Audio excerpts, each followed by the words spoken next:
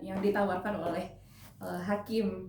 Nih akhirnya pun Dokter Tifa akan melakukan perlawanan nih Bang. Abang melihat ini seperti apa Bang? Kira-kira perlawanan yang seperti apa nanti yang akan dihadirkan, disajikan sama Dokter Tifa sendiri? Pertama memang perlu saya sampaikan di mana setelah berlakunya KUH baru, memang sekarang merupakan satu SOP di setiap perkara pidana. Hakim sebelum memasuki pemeriksaan perkara, dia wajib mengkonfirmasi atau memberikan tawaran kepada terdakwa terhadap dua kemungkinan. Pertama, kemungkinan untuk melakukan perdamaian dengan korban sehingga diselesaikan dalam konteks RG atau Restoratif Justice. Kedua, ada juga namanya forum pengakuan bersalah. Ya, untuk pengakuan bersalah tidak diperlukan perdamaian dengan korban, di mana kedua kemungkinan itu juga bisa menyebabkan keringanan hukuman. Jadi ini sebenarnya satu standar SOP yang disampaikan oleh hakim, dan hakim artinya memberikan seluruh hak dan kesempatan kepada Dr. Tifa dalam hal ini. Bahwa dalam hal ini Ibu Tifa menolak itu juga bagian dari haknya, ya, dan beliau misalnya akan mengajukan perlawanan dalam artian itu mengajukan perlawanan terhadap eksepsi, ya, perlawanan terhadap dakwaan atau kita disebut namanya eksepsi, ya. Jadi beliau lebih ingin menggunakan haknya untuk mengajukan eksepsi yang akan menguji terhadap formalitas dakwaan, yaitu hak hukumnya. Silakan saja itu digunakan, tapi kan kembali lagi kalau kita lihat di sini bahwa memang secara insyaf Dr. Tifa sudah melepas seluruh hak-hak yang diberikan oleh undang-undang, dan sekarang pilihan yang dilakukan adalah melakukan pembelaan. Nanti tinggal kita lihat apakah pembelaan ini mampu meruntuhkan dakwaan jaksa atau sebaliknya, dan ini semua akan berimplikasi kepada putusan hakim nanti. Tapi kalau Abang menilai sendiri kekehnya nih Dokter Tifa tidak mau menerima RJ atau mengambil RJ jalur tempuh ini, artinya dia yakin dengan jalur yang ia jalani saat ini Bang. Ya silakan saja beliau yakin, tapi kan sebuah perkara kan tidak diselesaikan dengan hanya semata keyakinan. Semuanya juga harus diselesaikan dengan pembuktian. Ya, sementara dari pembuktian yang ada justru kami dari pihak korban, bahkan juga ini sudah melalui verifikasi kejaksaan, ya, meyakini betul bahwa soal ijazah ini clean and clear, asli, ya. Nyatanya terbitkan oleh IGM, dan ini adalah fakta, ya. Nanti akan dikuatkan juga oleh sejumlah saksi, ya, sejumlah ahli, dikuatkan bukti surat, ada juga keterangan ahli, ya, nanti semua silakan diikuti dalam persidangan, ya, bahwa ini adalah kebenaran yang tidak mungkin bisa diputar balik begitu saja. Bahwa misalnya Ibu Tifa meyakini tetap palsu, ya silakan saja dan silakan buktikan. Karena kalau dalam persidangan kan kunci kita adalah bagaimana nanti hakim akan menilai semua argumen yang muncul. Oke, bicara kunci Bang, untuk hakim sendiri juga ada penekanan dari pihak kuasa hukum Dr. Tifa untuk berkasnya lengkap, tidak mau dibeda-bedakan, dan apalagi korupsi dengan berita penyidikan. Itu gimana Bang menanggapinya? Jadi kembali lagi, ini kan sebenarnya peraturan, udah ketentuan umum lah, ya. Jadi bukan sesuatu yang perlu diperdebatkan lagi. Semua pengacara mengetahui lah pada intinya mana yang merupakan hak, mana yang bukan merupakan hak dalam berkas perkara. Memang di dalam ketentuan hukum acara baik lama maupun baru, namanya seluruh BAP itu wajib diterima, karena dari situ dia akan tahu keterangan transaksi keterangan seperti apa, dan dia bisa mendalaminya termasuk menguji dalam persidangan. Tapi juga ada beberapa barang bukti yang memang itu dipegang oleh pihak kejaksaan dan nanti sifatnya sekedar ditunjukkan dalam persidangan. Jadi ada yang diserahkan, ada yang ditunjukkan. Nah, ditunjukkan ini misalnya kalau dalam barang bukti kan ditunjukkan, nanti bisa dibahas secara bersama, advokat juga bisa melihat, terdakwa bisa melihat, hakim bisa melihat, ya.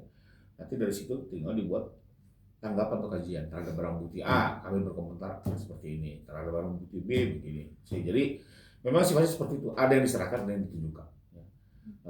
Tidak berarti semuanya harus diserahkan, nggak begitu gitu, ya. Karena memang ada barang bukti yang tetap harus dalam pengamanan jaksa. Contohnya gampang lah, ijazah. Bisa diserahkan, ya nggak mungkin lah. Nanti kalau diserahkan dirobek, dibakar kan, gitu ya. Jadi ada yang memang tetap dalam penguasaan jaksa, dan nanti pada saatnya sekedar ditunjukkan. Tapi ditunjukkan dengan waktu dan kesempatan yang cukup. Tunjukkan di meja, semua boleh berkomentar, semua boleh membuat catatan, membuat kajian, silakan. Ada yang diserahkan.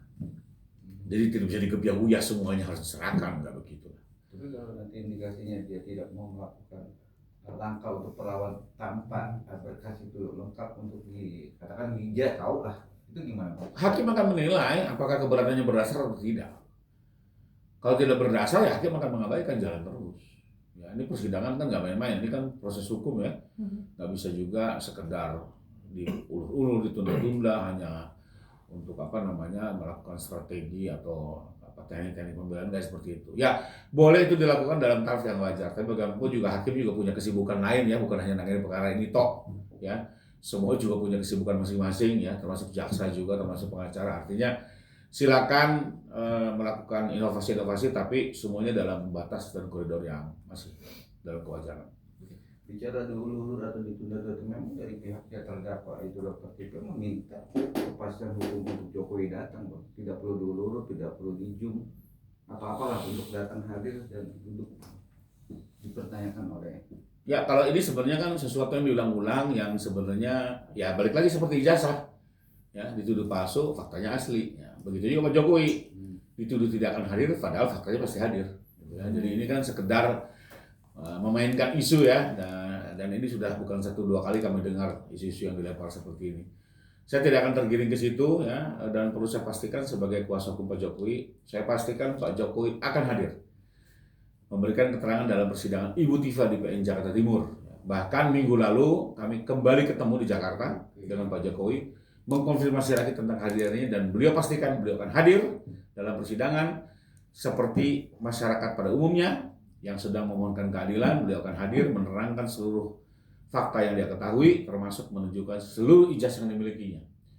Bukan hanya ijazah S1 dan kuliah yang sudah dalam penguasaan jaksa, tapi juga ijazah SD dan SMP. Kenapa? Karena sekali lagi saya perlu jelaskan buat Pak Jokowi, ijazah ini bukan sesuatu yang mungkin pada umumnya menganggap ini hal kecil. Buat Pak Jokowi, ijazah ini adalah satu gambaran fakta pengalaman hidup di mana di masa sulitnya kehidupan ekonomi yang sangat terbatas, bahkan hidup di bantaran kali, tapi Pak Jokowi mampu menyelesaikan tanggung jawab belajarnya. Termasuk bisa masuk ke salah satu kampus terkemuka. Ini kan bagaimanapun sebuah prestasi ya, sebuah kebanggaan. Termasuk juga membuktikan bahwa orang tuanya pun dengan segala keterbatasan yang ada masih tetap mengantarkan pendidikan anaknya hingga ke pendidikan yang cukup tinggi di zamannya ya, di seorang insinyur tahun sekitar tahun 80-an ya. Jadi ini kan sebuah fakta yang seharusnya menjadi kebanggaan, tapi diputar balikkan begitu saja oleh orang yang tidak bertanggung jawab, dan ini sejujurnya ya melukai perasaan Pak Jokowi dan keluarganya, karena kembali lagi sebenarnya ini kan perjuangan yang cukup berat di saat itu dalam kondisi ekonomi yang begitu lemah ya. Sehingga buat beliau, Pak Rifai, ini faktanya harus kita tunjukkan, dan saya tidak rela diputar balik begitu saja. Saya juga punya keluarga, punya anak cucu yang mereka juga harus menadani dari saya gitu. Kalau saya mau masuk ijazah kan bagaimana buat anak cucu saya? Bagaimana buat generasi muda Indonesia yang sedang berjuang belajar dengan segala keterbatasan. Jadi buat saya ini bukan soal pribadi, tapi ini soal nama baik, termasuk keterlibatan bangsa.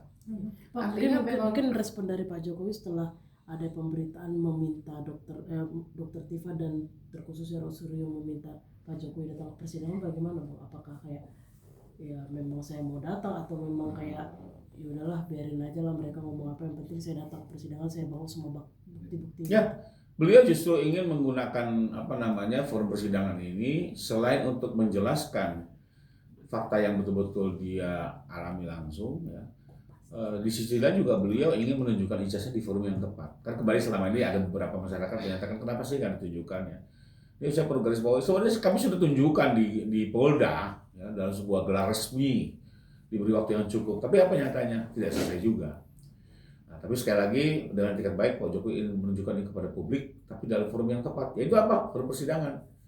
Karena kalau sekedar ikuti tunjukin di mana lapangan bola kan jadi kayak main-main. Nah, sekarang di forum terhormat ini, inilah saatnya dia membuktikan, dia menunjukkan ijazahnya, dan nanti bisa diikuti publik, diikuti media, bisa disebarluaskan, dan betul-betul ditunjukkan dari tangan beliau sebagai pemilik.